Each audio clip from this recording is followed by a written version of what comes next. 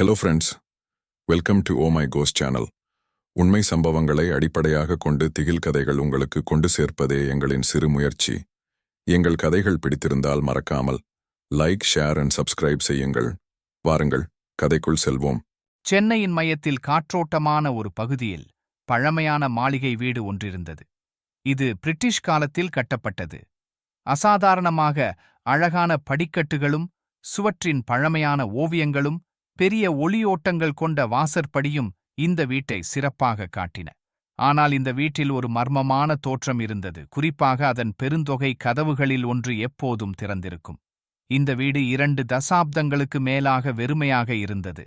அதுவரை அங்கு பல குடும்பங்கள் குடியிருந்ததற்கான ஆதாரங்கள் இருந்தாலும் எவரும் அங்கு நீண்ட நாள் வாழவில்லை. அவர்கள் அனைவரும் ஒரே காரணத்தால் வீடு விட்டு வெளியேறினார்கள். அந்த பெரிய நுழைவு கதவின் மர்மம். ஒருநாள் சென்னையின் தொழில் மேம்பட்ட ஒரு குடும்பம் இந்த வீட்டை வாங்க முடிவு செய்தது.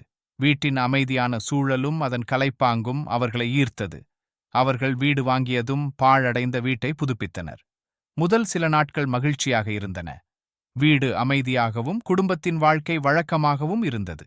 அதே நேரத்தில் ஒரு பிரச்சனை படிப்படியாக தோன்றியது. வீட்டின் நுழைவு கதவு இரவு 9 மணி எட்டியவுடன் தானாகவே திறக்கப்பட்டது. அவர்கள் கதவை பூட்டிய போதிலும் அது மெல்லத் திறந்து சிதறிய ஒலியுடன் பசுமை நிறைந்த இடத்திற்குள் காற்றை அனுமதித்தது.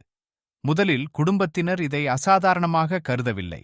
அவர்களால் அங்கே உள்ள கதவை சரிசெய்ய ஒரு கார்பெண்டர் அழைத்தனர்.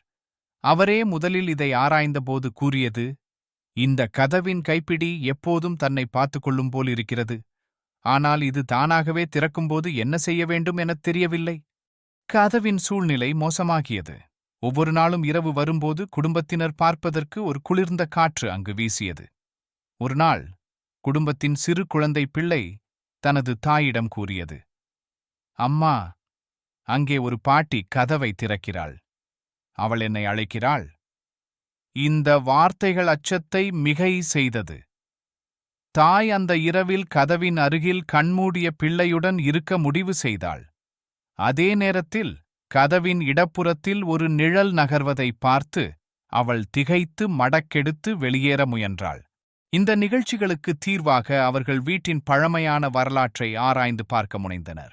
அங்கிருந்த பக்கத்து பெரியவர் கூறியது, "இந்த வீடு ஒரு மன்னனுக்கு சொந்தமானது. அவர் மிகவும் செல்வந்தர், ஆனால் கொடூரமானவர். ஒரு நாள் அவர் தனது மனைவியை மற்றவர்களுடன் பேசுவதைக் கண்டார். அதை பார்த்த மன்னன் அவளுக்கு மரண தண்டனை கொடுக்கும் முன் அவளை அந்த நுழைவு கதவுக்குள் அடைத்தார். அவள் அங்கே அடைக்கப்பட்டு இறந்தாள். அவளது ஆவி அந்த கதவை விட்டு வெளியேற விரும்புகிறது." ஒரு நாள் குடும்பத்தின் தலைவர் அந்த வீட்டில் உள்ள அந்த பெண்ணின் ஆத்மாவை அங்கிருந்து எப்படியாவது அனுப்பிவிட வேண்டும் என்று கேரளாவிலிருந்து நம்பூதிரிகளை அழைத்தார். அவர்களும் தங்கள் சடங்குகளை தொடங்கினார்கள்.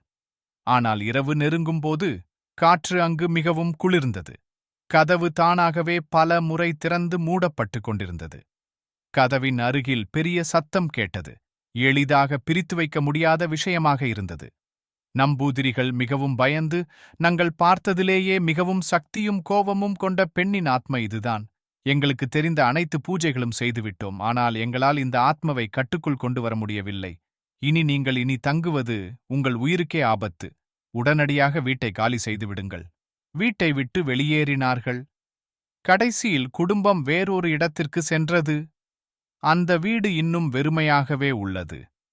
அந்த கதவு இன்னும் அங்கே திறந்த நிலையில் காற்றுடன் கசிந்து கொண்டிருக்கிறது. இன்றும் அந்த வீடு சுற்றுவட்டார மக்களுக்கு பயத்தை ஏற்படுத்துகிறது.